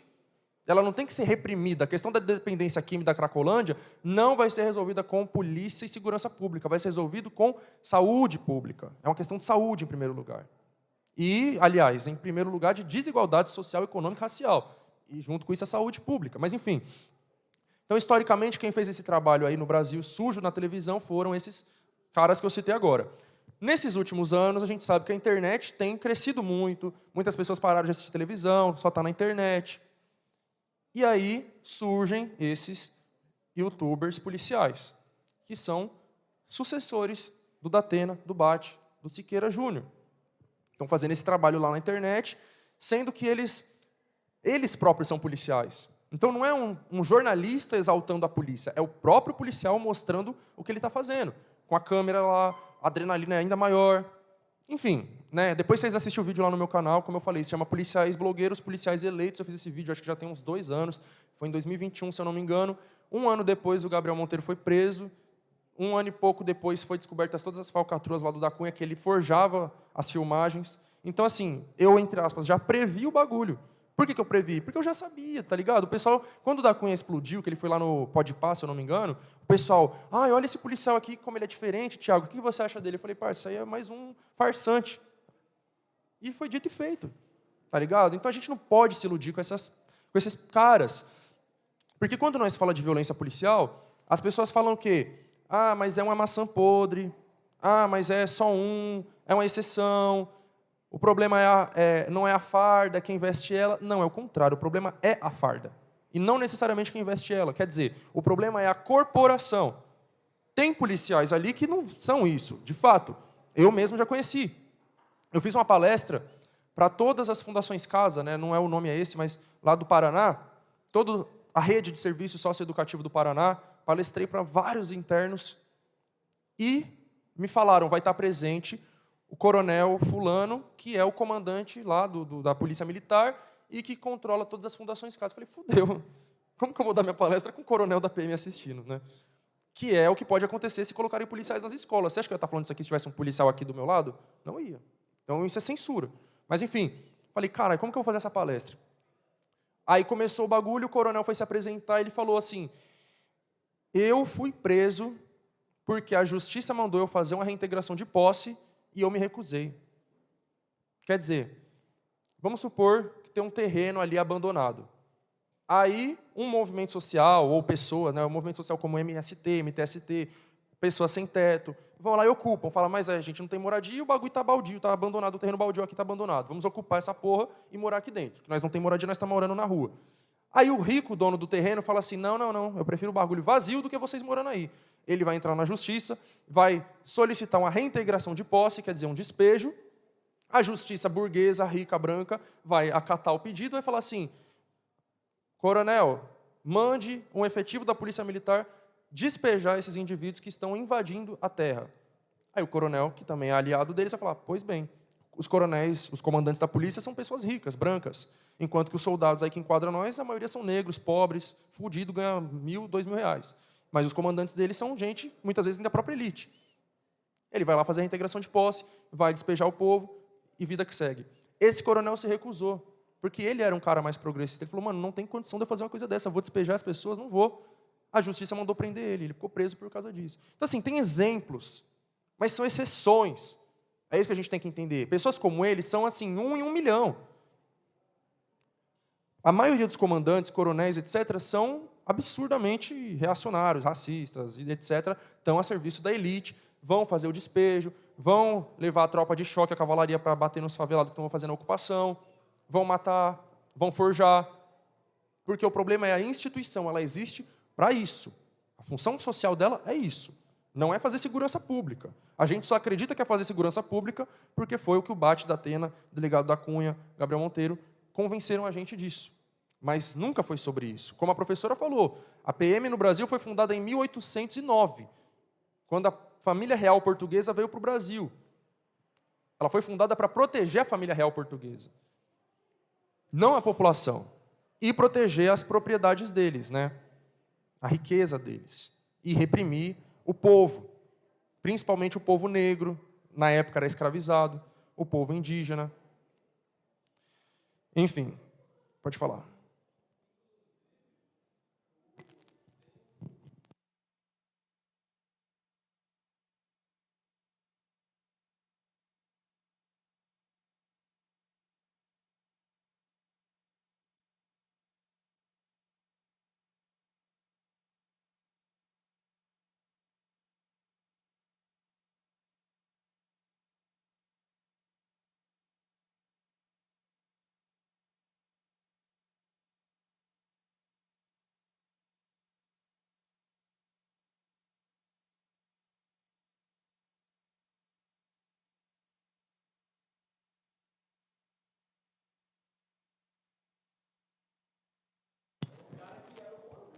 Exatamente, né? E que muito provavelmente tem associação com milícia, Gabriel Monteiro.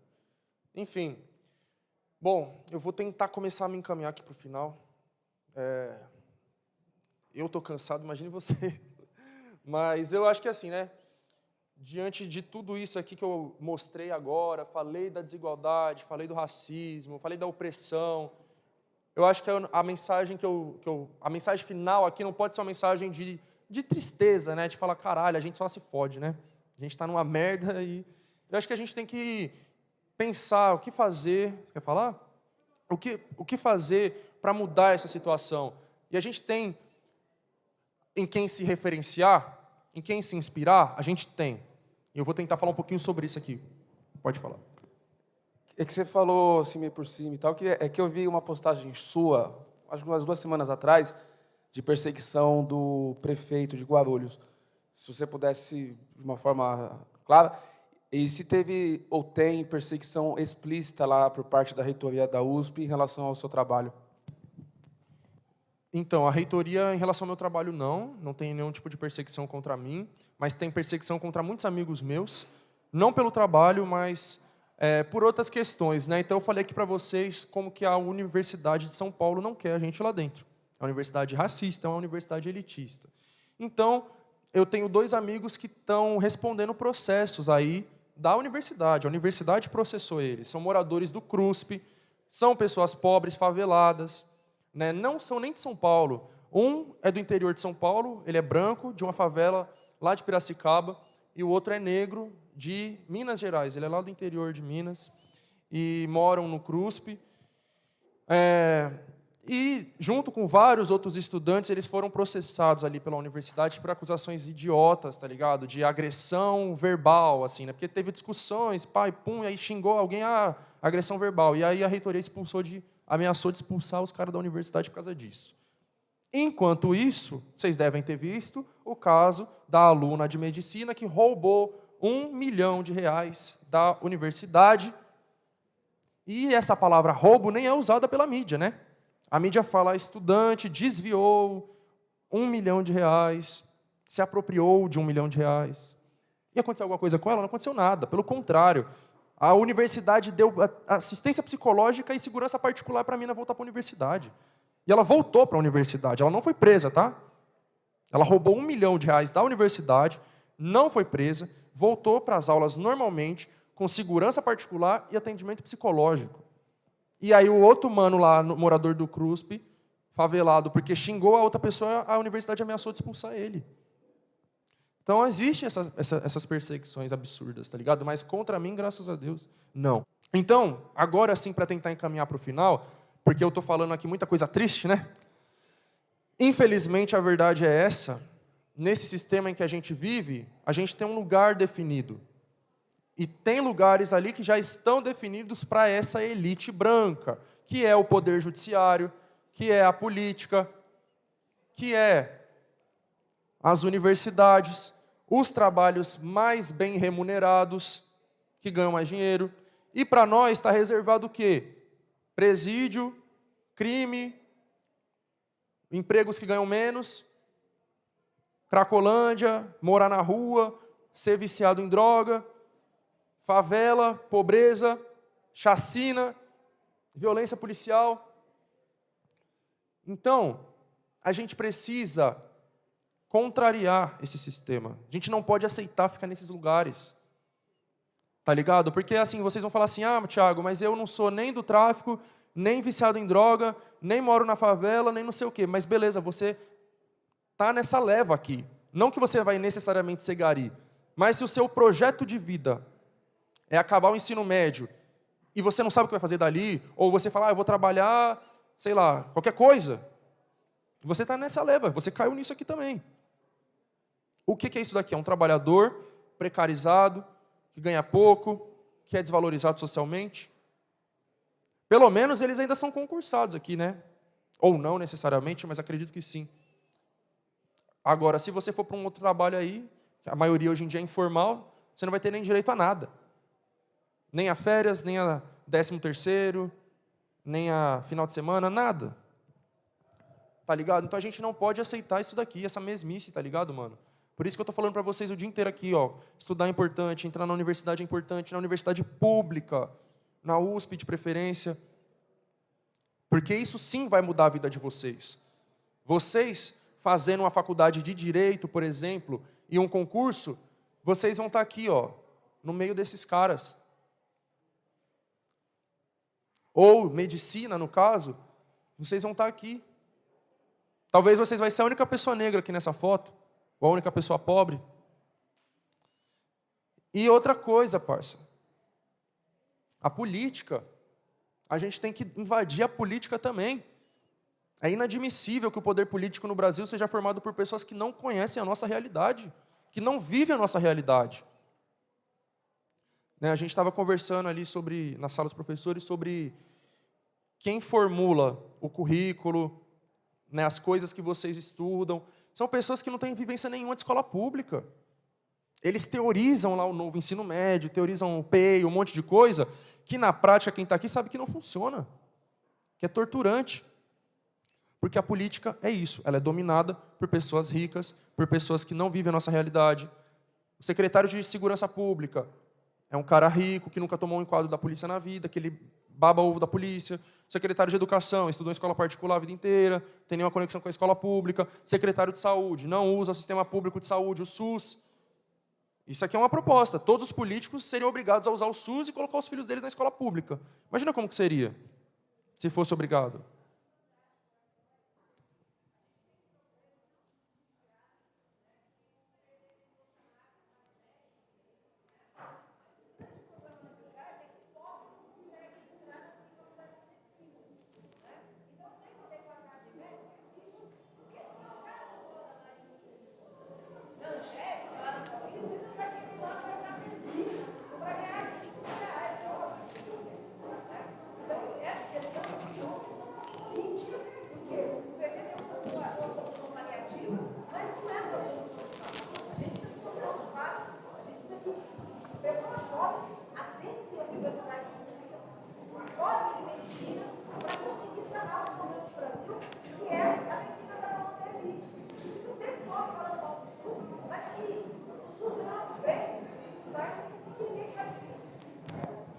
Exatamente. Então a gente tem que mudar isso, a gente tem que ocupar todos esses espaços que hoje são ocupados pela elite. Tá ligado? Seja a universidade, seja a medicina, seja a política. E aí quando a gente vai entrar na universidade, a gente vai passar por aqueles preconceitos que eu falei. A gente vai entrar na política, eles fazem isso daqui, eles empurram para fora. Marielle, Renato Freitas, Marielle foi vereadora pelo Rio de Janeiro, a única mulher negra dentro da Câmara de Vereadores do Rio de Janeiro. 1 ano de mandato, foi assassinada por milicianos do Rio de Janeiro. Porque ela batia de frente com eles, batia de frente com a milícia, com a polícia, com a elite.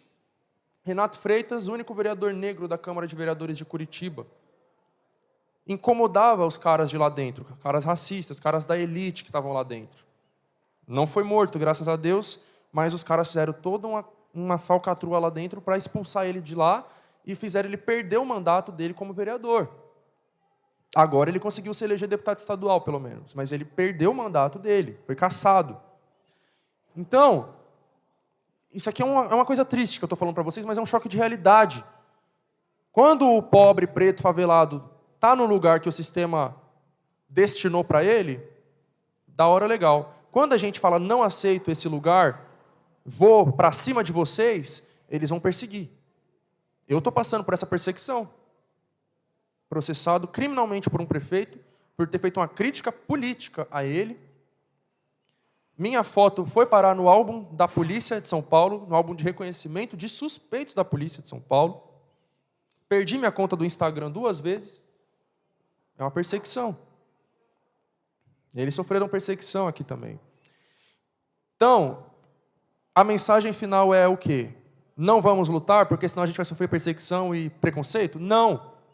A mensagem é, nós estamos sofrendo perseguição e preconceito porque nós somos uma minoria lá batendo de frente com eles. Gente dentro da USP com peito para bater de frente com aquela elite, seja intelectual ou econômica que está lá dentro, são poucos que têm a coragem que eu tenho para falar as coisas que eu falo e para bater de frente com eles. A maioria abaixa a cabeça e fala isso mesmo. Eu aceito. Eu não aceito. Eles não aceitaram. Eles entraram na política e falaram, a gente não vai aceitar essa palhaçada, esse racismo que existe aqui dentro. E foram para cima. E sofreram consequências.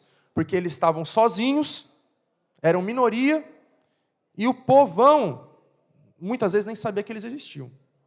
Porque o povão estava votando em quem? Nos brancos da elite. Quem elegeu esses caras aqui foram favelados, foram pretos, foram pobres.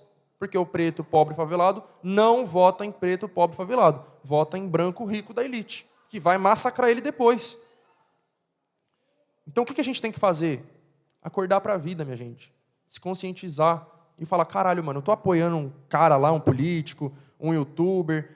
Qual é a realidade dele? De onde que ele veio? Será que ele tem a vivência que eu tenho? Será que ele já passou fome? Já tomou um enquadro da polícia? Já teve que contar moeda para pagar o dinheiro do ônibus? Já teve perrengue para pagar o aluguel? Começou a trabalhar com 7 anos de idade, na feira, como eu? Estudou em escola pública estadual? Não. E por que eu estou apoiando esse cara? No que ele vai me representar? No que ele entende a minha realidade? Tá ligado? E não só isso, não é só representação. É fazer política diretamente.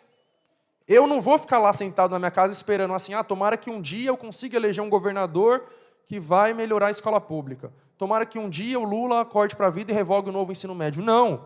Eu vou para a rua me manifestar, eu vou vir para a escola falar com vocês sobre esse assunto, eu vou abrir a boca nas minhas redes sociais e vou falar. É isso que vocês têm que fazer. Não é ficar esperando Salvador da Pátria, porque não existe. Nem Lula, Bolsonaro, fulano de tal, ciclano, beltrano. Tem políticos que vão fazer mais por nós e os que vão fazer menos. Mas nenhum é Salvador da Pátria. Nenhum político que vier aí vai melhorar as coisas 100%.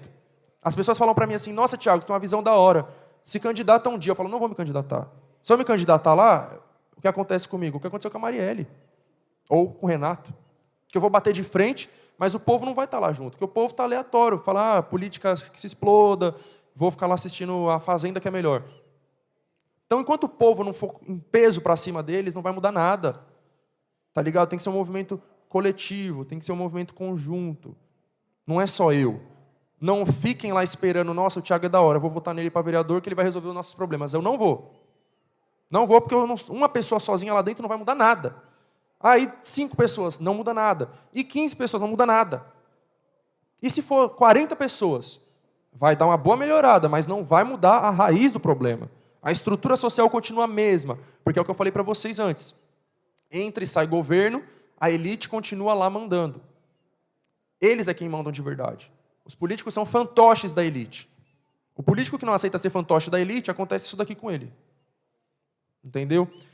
Então, poxa, Thiago, então como que a gente vai mudar as coisas se não for votando? Votar é importante, mas é muito limitado. É o que eu falei para vocês. Né? Na Câmara lá dos Deputados tem 513 deputados.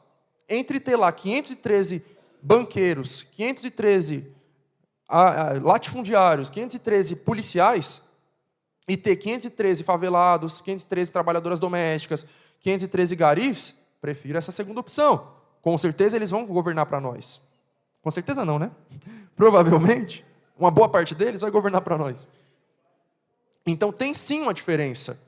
E é importante que a gente vote com consciência, lá. Mas, é o que eu estou falando, a raiz do problema, a estrutura do Brasil, a estrutura social, não muda por dentro desse sistema. Não muda enquanto o povo continuar achando que é só votar em fulano, ciclano, que as coisas vão mudar magicamente. As coisas elas têm que ser mudadas radicalmente, que passa por uma inversão da pirâmide social que a gente tem hoje. Essa pirâmide é uma enorme maioria na base, sendo dominada por uma pequena minoria que está no topo. Então, essa imensa maioria que está na base, nós só vivemos na desgraça, na pobreza, na miséria, na opressão, porque nós não se une e deixa essa minoria minúscula mandar e desmandar na gente. Por quê? Porque eles têm dinheiro, eles controlam a polícia, eles controlam a televisão, eles controlam a nossa mente, o nosso corpo, eles controlam tudo. Então, a gente tem que tomar tudo isso. Tomar na marra mesmo. Não é esperar que votar num vereador lá, que talvez um dia ele tenha um projeto que... Não, vamos tomar a força mesmo. Isso depende de uma maioria fazendo isso. Meia dúzia não vai fazer isso. Tem que ser o povo, coletivamente, se conscientizando disso. E a gente tem muitas referências, muitos exemplos de lutas como essas. Né, eu tenho tatuado aqui na minha cara, 1804. O que aconteceu em 1804? A Revolução Haitiana. O povo haitiano fez isso. Eles eram escravizados. Era uma imensa maioria de pessoas sendo escravizadas por uma minoria francesa, branca, rica. Eles tomaram o poder, eles botaram os franceses para correr, mataram eles, tacaram fogo nas fazendas deles e tomaram o poder no Haiti. Aqui na minha mão eu tenho 1917, a mesma coisa aconteceu na Rússia. Os camponeses, os operários e os soldados que eram oprimidos, explorados pelos ricos, pelo imperador, tomaram o poder, construíram um outro sistema. Então isso é possível, tá ligado? A gente é muito condicionado a acreditar que isso não é possível. É isso daqui e já era, vamos se contentar. Mas não, é possível. E a gente tem que conhecer pessoas que ousaram fazer essas coisas. Seja aquelas que conseguiram tomar o poder de fato, ou aquelas que conseguiram fazer mudanças importantes, né? No caso dos Estados Unidos, que tinha essa segregação racial que eu falei para vocês, racismo escancarado, grupos terroristas como a Ku Klux Klan, que ia lá, tacava fogo na casa dos negros, matava. O que eles fizeram? Se juntaram e formaram o Partido dos Panteras Negras para defesa pessoal. Aliás, para autodefesa, né? Não defesa pessoal, é autodefesa coletiva. Os caras pegaram fuzil e foi para cima da polícia. Falou, vem matar nós para você ver agora. Isso não era uma facção criminosa de drogas e não sei o quê. Isso era um partido político. Claro que assim, a realidade é bem diferente, né? Nos Estados Unidos, né, o acesso a armas é uma outra coisa. Mas os caras, população preta dos Estados Unidos, formou um partido político, o Partido dos Panteras Negras, para autodefesa. Eles pegavam fuzil, batiam de frente com a Ku Klux Klan, batiam de frente com a polícia, e ia fazer a defesa dessa população negra que era exterminada, tanto pela polícia quanto por esses grupos terroristas também. Isso é um outro exemplo. Aqui no Brasil a gente teve os quilombos, durante a escravidão, lugares onde a população negra fugia da escravidão, ia se refugiar e construir a outra sociedade. A gente teve o cangaço no sertão nordestino, também tem o lampião tatuado aqui na perna, que virou pauta aí, né, depois que uma escola de samba usou o lampião lá como referência. Aí vem a mídia burguesa falar o quê? Mídia burguesa falar o quê? Ah, o Lampião era um bandido, era isso, era aquilo. Então, tudo que for do povo, referência de luta contra o sistema, eles vão criminalizar. Eles vão falar, o Lampião era um bandido, Marighella era um terrorista, e os Panteras Negras também, e não sei o quê. Sabe? Sendo que eles são os nossos heróis, a gente tem que ver essas pessoas como heróis e se inspirar neles. Tá ligado? Por isso que eu tenho Marighella tatuado no meu pé, Lampião na perna, 1917 na mão, 1804 aqui. São referências de luta que a gente tem que ter. A gente tem que conhecer a nossa história enquanto classe trabalhadora, enquanto população negra, enquanto descendentes de indígenas, como eu falei que eu também sou, e muitos de vocês provavelmente também são, enquanto mulheres, que também tem uma história de luta aí, para vocês hoje poder usar calça, teve uma luta para isso, para poder votar, dirigir, tudo teve luta. Aqui, ó. Aqui. Enfim, minha gente, então é isso. Para quem quiser saber mais sobre esses assuntos, eu falo lá no meu canal, Chavoso da USP, falo lá no meu Instagram, chavosodausp.02, também tem o Twitter, TikTok, que também é Chavoso da USP. E, bom, é isso. Se vocês tiverem alguma pergunta, manda lá depois, que agora eu estou quase ficando sem voz, já não consigo nem falar mais. Moro lá do outro lado do mundo, vai ser uma viagem para eu chegar lá, mas troca ideia comigo lá no Insta, que eu vou ver lá e vou responder vocês. Muito obrigado aí para vocês que estão aqui atentos até o final. Sei que é difícil ficar sentado aí ouvindo todo esse tempo. Então, agradeço muito pela participação, perguntas, comentários. Foi muito bom aqui. Então, é isso. Muito sucesso, muita força para vocês aí. Tudo de bom. Tamo junto, viu?